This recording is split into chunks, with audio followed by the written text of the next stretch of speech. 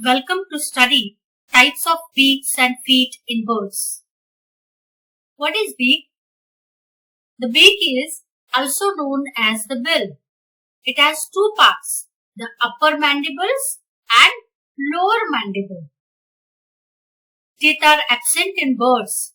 They have beak.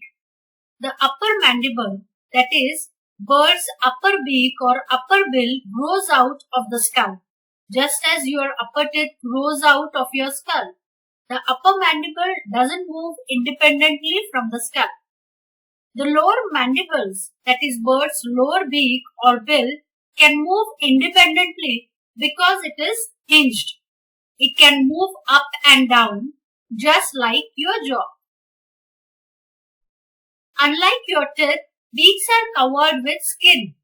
This skin produces substance called as keratin. The same material feathers, hairs and fingernails are made of.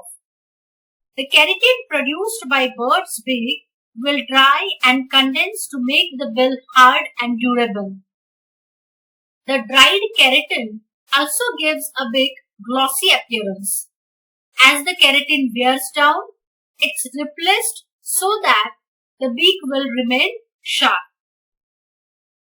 The beak is used to gather or capture food, drinking, feeding their young ones, and pruning. However, birds also use beaks to pick up building materials and construct their nest. Beaks come in wonderful assortment of shapes and sizes, each perfectly suited for that particular bird's favorite food and typical feeding behavior. Thus, according to feeding habit, different types of shape and modifications are present in birds. So, let us learn types of beaks present in birds. We'll start with seed-eating beak. Graminivorous or seed-eating birds like sparrows, finches, cardinals, etc. have short and strong, stout, conical and peg-shaped beak. Used to crush large hard-shell seeds and fruits. It facilitates the husking and crushing of the grains. Weaker beaks are used for pressing up small seeds, while more powerful beaks are meant for crushing large and hard-shell seeds and fruit stores. So this is seed-eating beak. Next type of beak is cutting beak.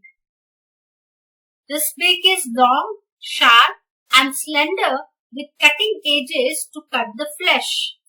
This beak is present in crows and ravens. Next type of beak is fruit-eating beak. These are short, hooked, movable and extremely strong beaks which are useful in gnawing. Such beaks are well adapted for breaking, tearing and gnawing hard nuts and big hard seeds. These are found in all fruitivorous, that is fruit-eating birds like parrots, parakeets, crossbills, etc. In parrots, the beak is sharp, massive and deeply hooked and strong. And in hornbill, the beak is large, enormous, heavy, cubisome and light, which acts as resonators to produce a loud cry, which is a typical characteristic of a hornbill. Next type of beak is insectivorous beak. In insectivorous birds, that is insect-eating birds like swallows and swifts, the beak is small, wide and delicate to scoop up their living insects' prey while on wing. In flycatcher, the beak is short but strong, with mandibles notched at the tip and beset with numerous rictal bristles at the base. In popo, the beak is long, slender and slightly curved and meant for turning the leaves or probing into the soil for searching insects, worms, insect larvae, pupae and mites. Wood chestling beak. This beak is long, straight and stout, chisel-like and useful for drilling into wood, for insect larvae and for building the nest. It is thick, sharp absorbing skull bones with the strong neck muscles. For example, in woodpecker, the beak present is wood chestling beak. Tearing and piercing beaks. This kind of beaks are present in birds which feeds on carrion and flesh. These beaks are short, pointed, sharp-edged, hooked for tearing the flesh. So this kind of beaks are present in vulture, eagle and owl. Fish catching beak. These beaks are long, powerful and sharply pointed spearing beaks modified to capture fish, frogs, tadpoles and other small aquatic animals. Stork, herons and kingfishers have such simple fish catching beaks. Cormorants have long and narrow fish catching beak, the edges of which are armed with sharp backwardly pointed tooth-like processes restricting the escaping of its prey. So this is fish catching beak. Water and mud probing beaks. Generally, this kind of beaks are sufficiently long and slender to use as a probe for thrusting far down into water and mud in search of worms, mollusks, insects, seeds of certain water plants. Birds like snipe, stilt, sandpiper, jacanas and lapwings, etc. bear such kind of beak. Water and mud straining beak. This beak is broad and flat. The edges of the jaws are furnished with horny serrations or transverse lamellae. These lamellae acts as a sieve or strainer, letting the water and mud pass out while retaining the food in the mouth. Such a beak is modified to feed on insect larvae, other small aquatic organisms and seeds of water plants. Such beaks are found in ducks, teals, geese and flamingos. Next type of beak is pouched beak. This beak has a large gular pouch, which is an extensible skin on lower mandible. This kind of beak is found in pelican. Pelican is a fish-eating bird with a pouched beak, which is used to store fish to feed its young ones. So large quantity of fish food can be stored into this pouch. So this is a pouched beak present in pelican. Next kind of beak is flower probing beak. These beaks are present in birds which feeds on nectar of flower. The beak is long, pointed, rapier-like and probing. It is found in hummingbird, hermit and swordbills. Hummingbird dive down the corollas of flowers for sucking honey and insects. They suspend themselves in air before flower while they extract nectar from the flower. So now we are learning feet modification in birds. Feet are developed according to environment and locomotion. Usually, feet are arranged with a back pointing first toe or hallux and forward pointing second to fourth toes. Birds use their feet for many important activities, including swimming, catching prey, walking, perching, wading, and climbing. Sometimes, birds even use their feet to defend themselves. Birds' feet are covered with heavily scaled skin. This scaly skin is helpful because it actually strengthens the foot. Birds can't wear shoes, so they need the scaly skin to help prevent wear and tear due to walking and perching. Now we are learning feet modification in bird. The first modification which we are learning is running and cursorial feet.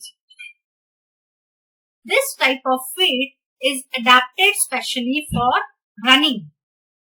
Legs very strong, powerful, and toes number is reduced in this kind of feet. For example, ostrich has 2 toes. Outer toe is smaller and it is without nail. So this is running and cursorial feet.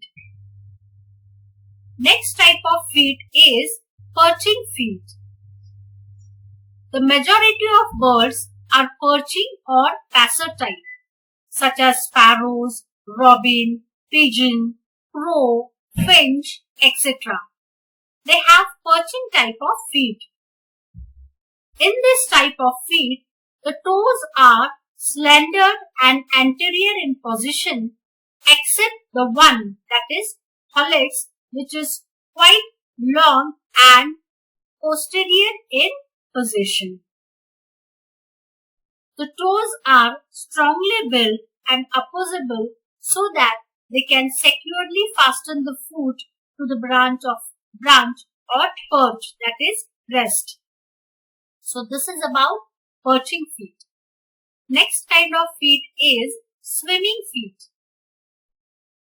In this feet, toes are webbed partially or completely. Feet are modified as propellers. In diving birds, web is lobed and toes are free, just like foot. In ducks, teals, 3 toes are united. Pelican and cormorant, all 4 toes are webbed. So this is about swimming feet, which is present in aquatic birds. Next type of feet is climbing feet. Climbing feet developed for grasping and adapted for climbing on vertical surface. In this, birds' second and third toes are pointed forward, while first and fourth toes are pointed backward. This kind of climbing feet is present in woodpecker and parrots. Next type of feet is clinging feet. In this type, all 4 toes are pointed forwards and serve to cling steep faces of cliffs or under caves or ledges of houses, etc. These feet are seen in small birds like swifts and hummingbirds. Next type of feet is scratching feet. These are strong, stout, strongly developed with claws. These feet are adapted for running and scratching the soil. Males with pointed and bony spur for offense and defense. Generally, this kind of adaptation is developed in case of male birds. Example is fowls, squirrels and pheasants. Next kind of feet is raptorial feet. These are present in carnivorous birds, which are kite, eagle and owl. These are predatory birds. Such feet are strong, meant for striking and grasping the prey. The toes are armed with sharp and curved claws. Large and fleshy bulbs called tyleri are found on the undersurface of the toes, especially developed in sparrowhawk. In some of the carnivorous birds like osprey, instead of tyleri, horny spines are present, which help in gripping slippery prey such as fish. Next kind of feet is wading feet. The marshy birds like jacana, lapwing, snipe, herons, etc. have wading feet. These feet are exceptionally long and toes are also very long. The long toes enable the birds to walk over the aquatic vegetations or marshes. The web is absent or sometimes it is very feebly developed. So this is about wading feet. Thank you.